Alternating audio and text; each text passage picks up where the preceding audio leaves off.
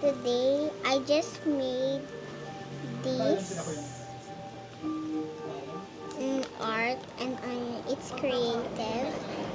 So let's see what. Just I can then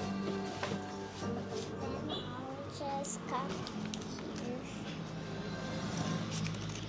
Madaanan ng ilang kalsada sa Benguet at Cordillera kasunod ng epekto ng super bagyong Karina at Habagat. Sa Angeles, Pampanga, isa naman ang sugatan matapos bumuo ang pader ng isang bahay sa Talang Ilog. Nakatutok si Joan Punsoy ng GMA Regional TV.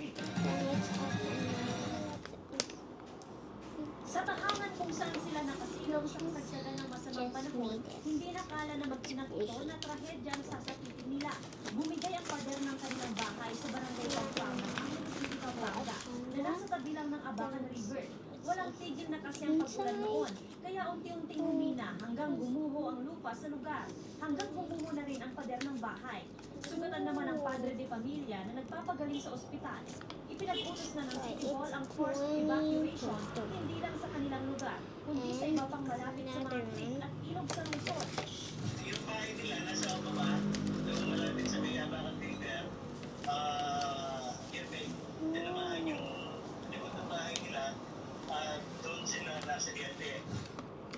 Pagguho rin ng lupa ang ininda sa mabundok na bahagi ng Cannon Road sa Purok Millside, Oh, City sa Barangay Campo, Tuba, Benguet. Dahil dyan kung kaya nananatiling sarado sa mga motorista ang And Cannon Road. bye guys.